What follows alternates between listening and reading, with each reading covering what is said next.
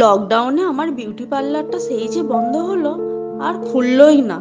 বাড়ি বাড়ি গিয়ে অল্প কাজ করছি। আমি ভাবছি লোন নিয়ে শাড়ির ব্যবসা শুরু করব। ইনস্ট্যান্ট লোন অ্যাপ থেকে খুব সহজে 10 মিনিটে লোন পাওয়া যায়। ব্যাংকের মতো প্রসেসিংয়ের ঝামেলা নেই। প্যান কার্ড, আধার কার্ড, ব্যাংক ডিটেল, ফটো সব দিলাম। যা বাবা, আমি মাত্র 8,000 টাকার জন্য এলিজিবল। দুষ কি হবে এই দিয়ে? যে মহিলা অ্যাপ ডাউনলোড করলো তার অ্যাকাউন্টে আজ বিকেলে 3,800 টাকা পাঠিয়ে দেবে। ঠিক 3 দিন পর থেকেই ফেরত চাইতে শুরু করবে। যতজন এই অ্যাপ ডাউনলোড করেছে সবাইকে 3,800 টাকা করে পাঠাতে থাকবে।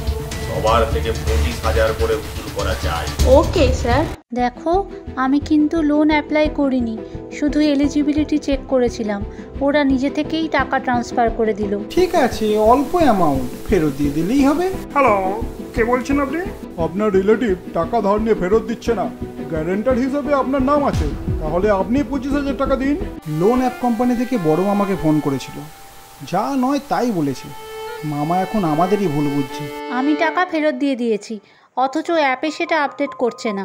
উল্টে বারবার ফোন করে 25,000 টাকা চাইছে। আমায় তো তোর এই ফটোটা পাঠালো, তারপর মেসেজ এলো বন্ধুকে বলে দেবেন একদিনের মধ্যে টাকা না দিলে সব কন্ট্যাক্টের কাছে এই ফটো পাঠিয়ে দেবো। হায় হায়, কি করব এখন? সব থেকে অবাক কাণ্ড, ওরা আমাদের আত্মীয়দের ফোন নাম্বারগুলো জানছে কি করে, ফটোগুলোই বা পাচ্ছে কি করে। তোদের বৌদির ফটোকে মর্ফ করে সবাইকে পাঠাচ্ছে। খুব খারাপভাবে ব্ল্যাকমেল করছে। অ্যাপটা ইনস্টল হওয়ার সময় ফোন বুক, গ্যালারি সবে দিয়ে অ্যাক্সেস পারমিশন নিয়ে নিয়েছে। আর ফোন নাম্বারগুলো নিশ্চয়ই মামা, কাকা, জ্যাঠা, পিসি এইসব বলে সেভ করা আছে। দেখো, ওদের উদ্দেশ্যই হলো যে কোনো উপায়ে তোমাদের থেকে টাকা নেওয়া। সেই জন্যই না চাইতেও টাকাটা বৌদির অ্যাকাউন্টে ক্রেডিট করে খেলাটা শুরু করলো। তোমরা যতই টাকা ফেরত দাও, অ্যাপে সেটা কখনো আপডেট হবে না। ভালো চাও তো দেরি না করে সোজা থানায় যাও। ইউপিআই ওয়ালেট থেকে টাকা ফেরত দিয়েছি, এই দেখুন। এরকম আরও কয়েকটা কেস রিপোর্ট হয়েছে অন্যান্য থানায়। মনে হচ্ছে একটাই দলের কাজ। আপনারা নিজেদের সব কন্ট্রাক্টকে সাবধান করে দিন, কেউ যেন ওদের টাকা না দেয়। আপনারা টাকা না দিয়ে আগে থানায় এলে ভালো করতেন। ইলেকট্রিক লাইন কাটার মেসেজগুলো পাঠাতে থাকো। আর ফেসবুকের ফেক প্রোফাইলগুলো খোলা হয়েছে? খুলছি স্যার।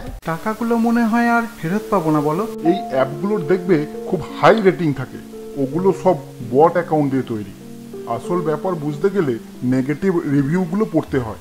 একটু গুগল করলেই সঠিক খবর জানা যায়। আর রিজার্ভ ব্যাংকের অনুমোদন আছে কিনা সেটাও দেখা জরুরি। তুমি এখনই আশা ছেড়ো না। ওরা তো আর একা তোমায় ঠকানোর জন্য এত কাণ্ড করছে না, আরও কিছুদিন লোক ঠকিয়ে তারপর ব্যবসা গোটাবে। তার আগেই নিশ্চয়ই পুলিশ ওদের ধরে ফেলবে। স্যার, 91 CRPC-তে মেল দিয়েছিলাম সবকটা সার্ভিস প্রোভাইডারকে।